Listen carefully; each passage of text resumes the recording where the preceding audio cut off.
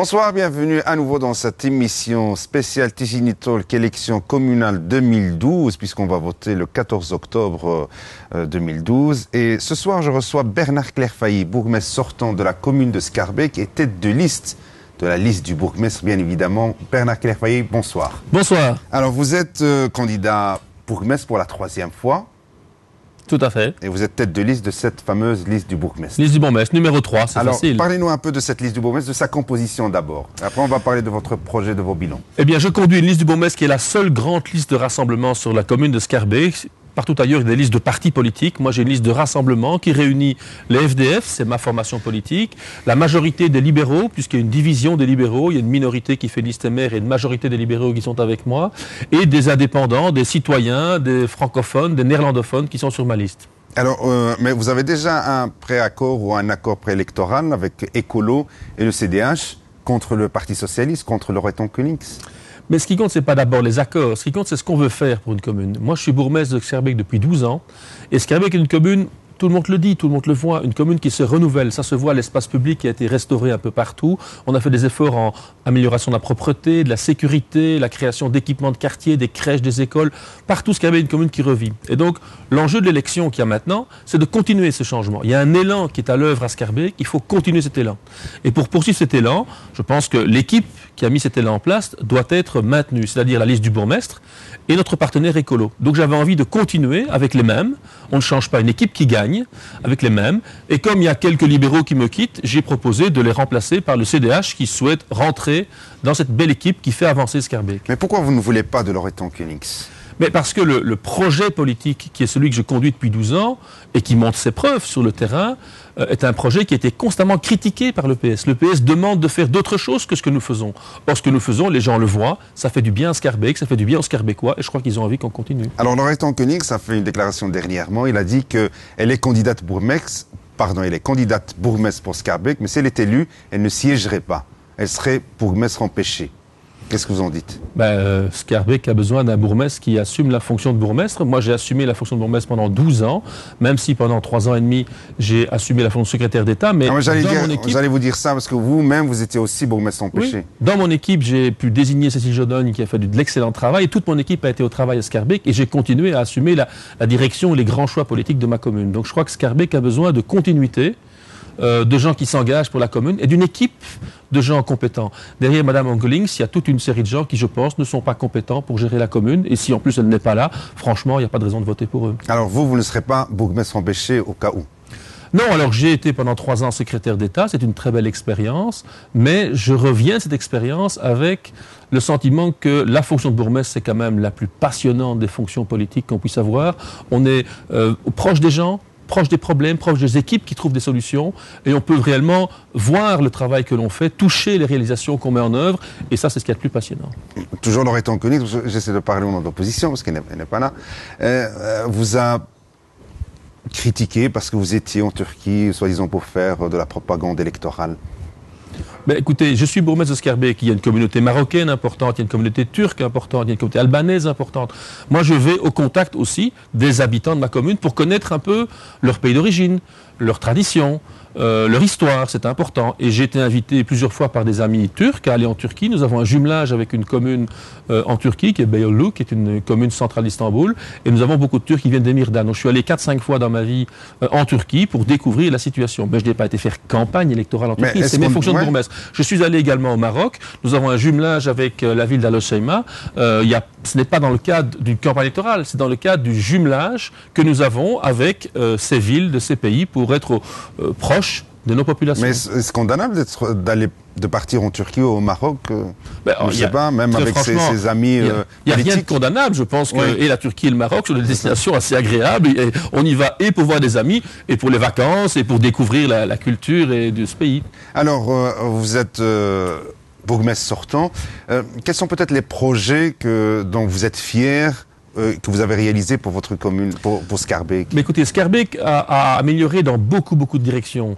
La criminalité a beaucoup baissé à Schaerbeek, moins 30% du taux de criminalité. C'est la plus forte baisse de la criminalité sur le territoire de la commune de Schaerbeek, de la commune de la région bruxelloise, pardon, et avec une police qui est plus proche, avec un concept de proximité, des commissariats de quartier de proximité, une intervention rapide, des caméras aussi pour aider la police à bien travailler, une amélioration de la propreté publique, puisque sur le territoire de Schaerbeek a été considéré auparavant comme une commune assez sale, et Testacha, observateur indépendant, vient de reconnaître que la propreté s'est beaucoup améliorée.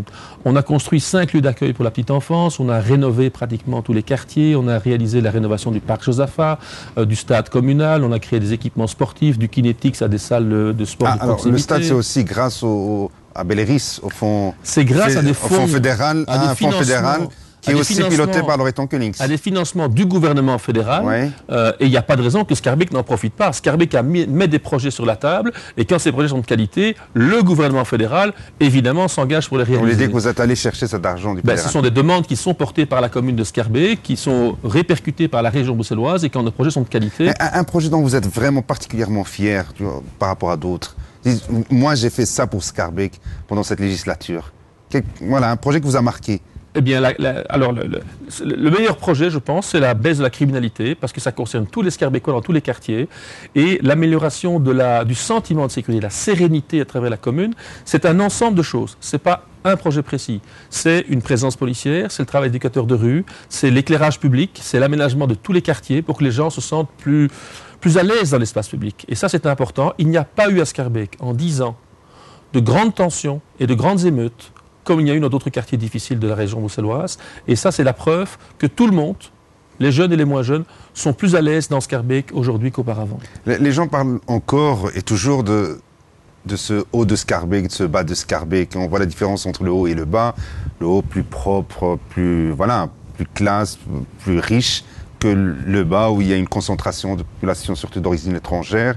Est-ce qu'il y a moyen peut-être, je ne sais pas si vous faites des choses pour essayer d'équilibrer, d'égaliser le haut et le bas, ou c'est impossible à faire? Non, alors, tous les efforts d'investissement qu'on a fait ces dernières années, les contrats de quartier travaillent dans les quartiers dits un peu délaissés, les quartiers qui parfois ont quelques difficultés. Et donc, c'est des millions d'investissements. On a fait déjà 10 contrats de quartier dans tout le bas de Schaerbeek.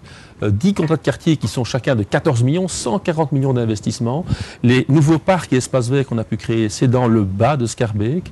Les salles de sport que l'on crée pour les jeunes, c'est dans le bas de Schaerbeek. Vous savez, dans le haut de Schaerbeek, les gens me reprochent parfois d'investir plus dans le bas.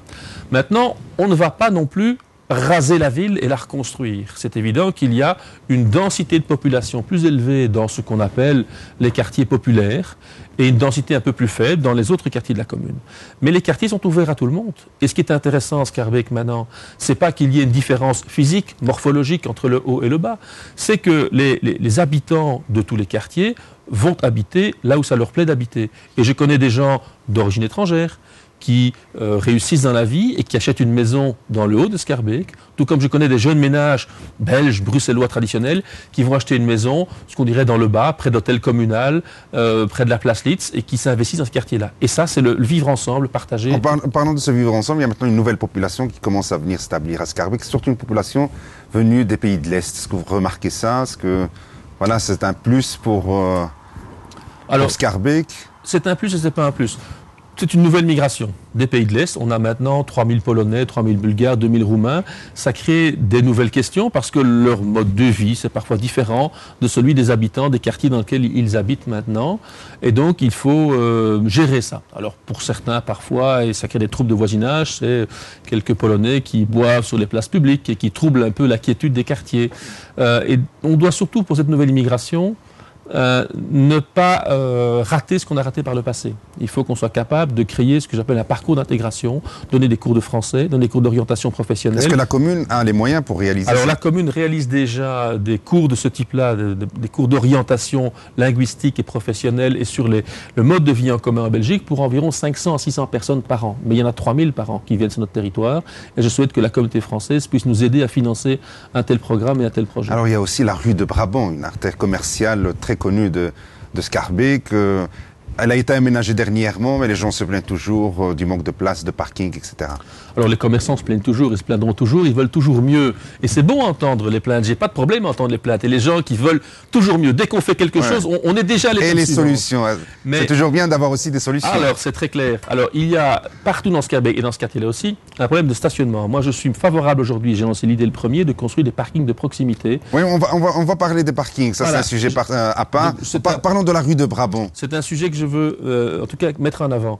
Pour la rue de Brabant, on a rencontré récemment les commerçants, on a discuté avec eux d'un projet d'amélioration de l'éclairage public pour les trottoirs qui ont été refaits il y a 5-6 ans. Je pense qu'ils sont relativement satisfaits. Ils sont en demande de mettre la rue en piétonnier. Ça pose une série de questions en termes de circulation et d'accès au commerce. Et donc, c'est une question qu'on va mettre en débat et on va discuter avec eux pour l'avenir pour voir si c'est possible ou pas possible. Et là, on revient ici au fameux problème. Ça, c'est vraiment le point noir de cette majorité sortante. C'est le problème des places de parking. Il y a quasiment presque pas de places de parking suffisantes à Schaerbeek. Non, ça, c'est une drôle de manière de dire les choses. Il y a à Schaerbeek une population qui augmente. Et quand la population augmente et que le nombre de ménages augmente, ben, le nombre de voitures augmente. Mais vous avez aussi diminué des places existantes. Il y a énormément de places de parking à Schaerbeek, mais il y a 1000 ou 2000 voitures en plus qui tous les soirs tournent et ça nous fait des histoires. Moi je suis le premier aussi, comme tout le monde qui rentre tard le soir et qui cherche une place de parking. Mais les riverains disent que vous avez diminué des places qui existaient déjà. On n'a pas supprimé les places de parking. Non. Les comptages montrent qu'on a créé 300 places de parking de plus. Mais c'est trop peu par rapport aux 1000 ou 2000 voitures supplémentaires sur le territoire.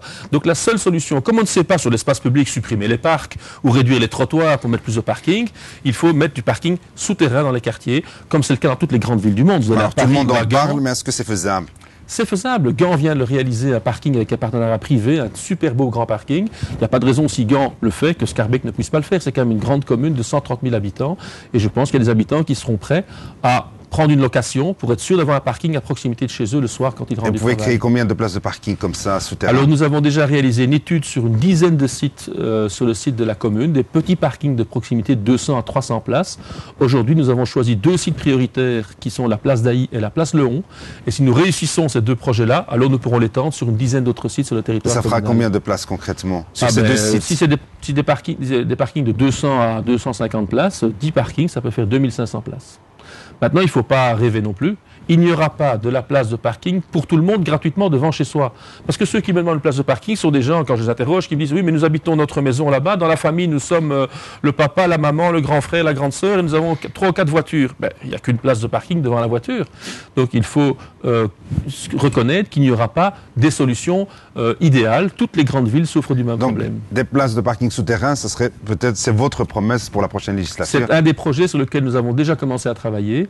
L'autre projet, c'est de mobiliser les places de parking des grandes surfaces et des entreprises. C'est un peu plus délicat parce que... C'est plus difficile à négocier avec eux. On a déjà 2 petits parkings qui fonctionnent comme ça. La commune vient de lancer un appel d'offres pour trouver un partenaire pour prêter ou mettre en location ces parkings sur les sites communaux pour 140 places dans 5 sites différents à disposition des riverains, des voisins.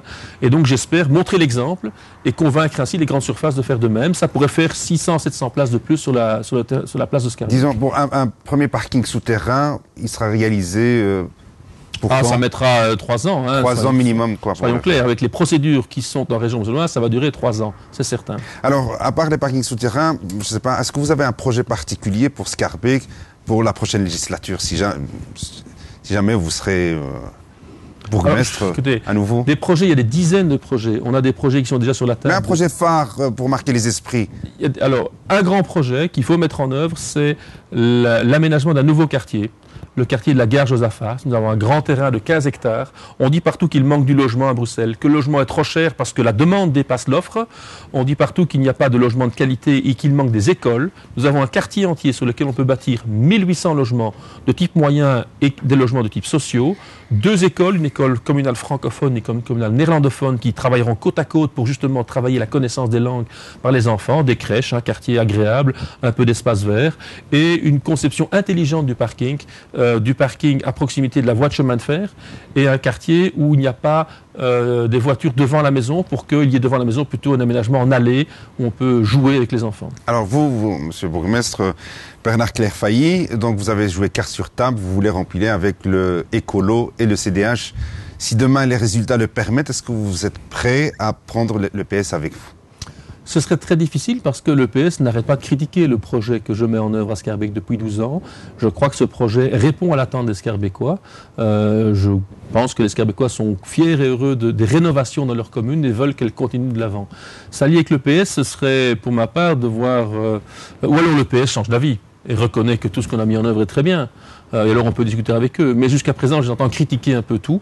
Et quand je regarde les communes qui sont gérées par le PS, j'ai pas le sentiment qu'ils nous montrent le bon exemple.